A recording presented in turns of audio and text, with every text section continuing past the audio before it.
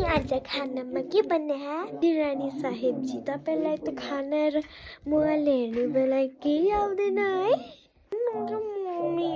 भिन्डीको तरकारी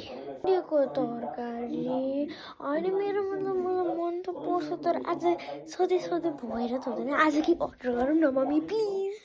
बाहिर साहिरको केही हुँदैन सधैँ खाएको बाहिरको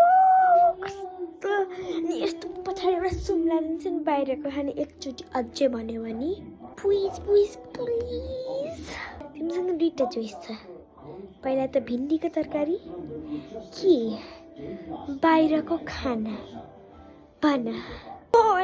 बाहिरको खालि बाहिरको खानु छ के हुन्छ के मिसाउँछ चुप्प लगाएर खाने काम पाएन बाहिरको यति बेला खाना पकाउँछ त्यो पनि बाहिरको पहिला त्यो रुखमा फाल्छ जस्तै घरको खाने त्यहाँ